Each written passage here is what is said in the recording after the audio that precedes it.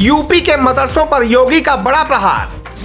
अक्टूबर तक सभी मदरसों का सर्वे करवाएगी योगी सरकार। मदरसों के सर्वे पर ओवैसी का पलटवार। ओवैसी को लगी मिर्ची, बोले ये सर्वे नहीं, छोटा एनआरसी है सरकार। जी, उत्तर प्रदेश की योगी आदित्यनाथ सरकार ने मदरसों पर बहुत बड़ा फैसला लिया है। सरकार ने सभी जिलाधिकारियों को मदरसों का सर्वे कराने के निर्देश दिए हैं। जल्द ही मदरसों का सर्वे पूरा होगा और उसके बाद इसकी रिपोर्ट प्रशासन को सौंपी जाएगी। आपको ये बताएं कि योगी सरकार को यह फैसला क्यों लेना पड़ा और इस पर आखिरकार ओवैसी को मिर्ची क्यों लग गई। उससे पहले समझिए कि आदेश क्या है। दरअसल सरकार ने राज्य के सभी गैर मान्यता प्राप्त मदरसों का सर्वे 5 अक्टूबर तक कराने के निर्देश जिलाधिकारियों को दिए हैं। सर्वे का काम पूरा होने के बाद रिपोर्ट तैयार की जाएगी। जिलाधिकारियों को अपने अपने जिलों के गैर मान्यता प्राप्त मदरसों की सर्वे रिपोर्ट शासन को 25 अक्टूबर तक भेजनी है। इस संबंध में हुई बैठक में यह भी साफ कर दिया गया है कि सर्वे टीम में एसडीएम, बीएसए और जिला अल्पसंख्यक अधिकारी शामिल रहेंगे। टीम अपने सर्वे के बाद रिपोर्ट प्रशासन को सौंपेगी। सर्वे में पता लगाया जाएगा कि मदरसों का वित्त पोषण कहां से हो रहा है, किस जिले में कितने गैर मान्यता प्राप्त मदरसे हैं, किस मदरसे में कितने बच्चे तालीम हासिल कर रहे हैं, साथ ही किस मदरसे में गैर कानूनी गतिविधियां चल रही हैं, इस पर भी निगरानी रहेगी।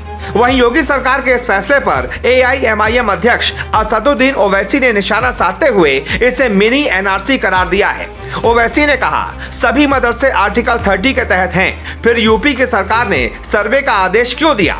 ये सर्वे नहीं बल्कि छोटा एनआरसी है। कुछ मदरसे तो यूपी मदरसा बोर्ड के तहत आते हैं। हमें आर्टिकल 30 के तहत अधिकार मिले हुए हैं और उसमें सरकार हस्तक्षेप नहीं कर सकती है। वो केवल मुस्लिमों का उत्पीड़न करना चाहती है। ओवैसी ने यह भी कहा कि सरकार मदरसों को शक की नजर से देख रही है। उन्होंने कहा कि प्राइवेट मदरसे का सरकार से कोई लेना देना नहीं है, फिर सर्वे क्यों हो रहा है? उन्होंने कहा कि योगी सरकार मुसलमानों के खिलाफ काम कर रही है। इन्हीं मदरसों ने मुल्क को आजाद करवाने में बड़ी भूमिका निभाई थी। आज सरकार इन्हीं मदरसों को शक की निगाह से देख रही है।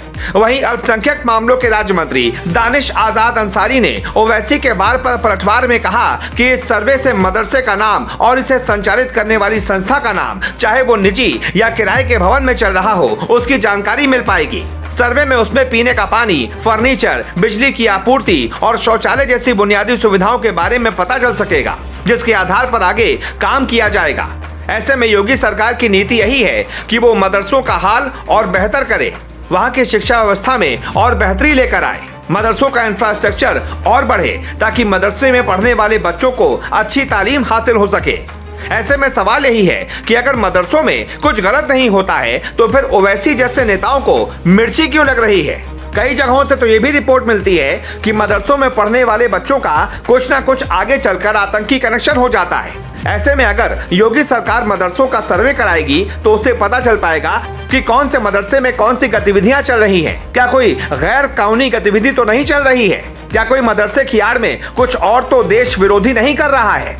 अगर योगी सरकार ये करना चाहती है, ये देखना चाहती है, तो ओवैसी को आखिरकार मिर्ची क्यों लग रही है? सवाल यही है कि आखिरकार बात बात पर ओवैसी जैसे नेता मुस्लिम उत्पीड़न हो रहा है, मुस्लिम खतरे में है, मुस्लिमों को निशाना साध रहा है, इसकी पीपड़ी क्यों बजाते रहते हैं? हर बात पर मुस्लिम खतरे में कैसे आ जाते हैं, जबकि यही मुस्लिम देश में बड़े आराम से चौड़े होकर रह रहे हैं।